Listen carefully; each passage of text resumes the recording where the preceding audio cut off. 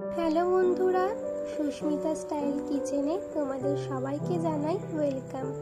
আজকে লাউ দিয়ে, চিংড়ি মাছ দিয়ে, বড়ি দিয়ে এমন একটা রেসিপি শেয়ার করব, আপনাদের মাছ মাংসও লাগবে না। চলুন ঝটপট রেসিপিটা দেখে নিন। প্রথমে এখানে কড়াইতে তেল দিয়ে দিয়েছি। তেলটা ভালো করে গরম হয়ে গেছে। তারপরে আমি এখানে চিংড়ি মাছগুলো ভালো করে লাল লাল করে ভেজে নেব। চিংড়ি মাছগুলো কিন্তু তলায় একটু লেগে যেতে পারে, ভয়ের কোনো কারণ নেই। ভালো করে ভেজে এবারে আমি চিংড়ি মাছগুলো তুলে নেব। এইবারে সেই চিংড়ি মাছগুলো সেই তেলের মধ্যেই আমি এখানে কটা বড়ি দিয়ে দিয়েছি। বড়িটাকে আমি হালকা লাল লাল করে ভেজে নেব। এবারে আমি বড়িটাকে তুলে নেব।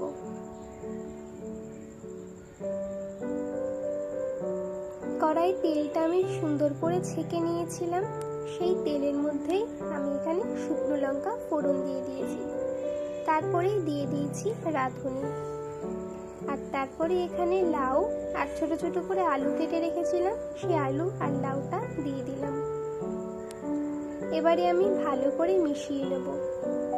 এর মধ্যে কিন্তু কোনো রকম জল ব্যবহার করা যাবে না, কারণ লাউ থেকে কিন্তু এমনিতেই জল বেরোবে। সেই জল দিয়ে কিন্তু লাউ আর আলুটা সবকটাই সিদ্ধ হয়ে যাবে, তাই এক্সট্রা করে জল দেওয়ার কোনো দরকার নেই। এখানে আমি নুন ব্যবহার করেছি 2 চামচ। তারপরে এখানে আমি হলুদ দিয়ে দিয়েছি 2 চামচ। ভালো করে এটাকে মিশিয়ে নেব। আর এটা কিন্তু পুরোপুরি ভাজা ভাজা হবে।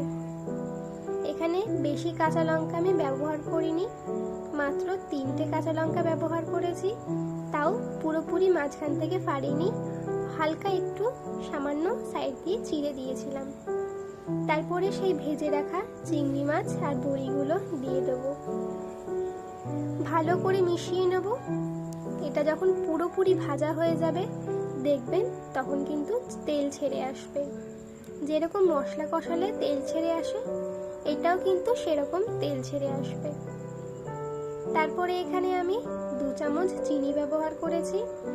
চিনিটা কিন্তু দিতেই হবে, কারণ লাউ একটু মিষ্টি মিষ্টি না হলে একদমই ভালো লাগে না খেতে।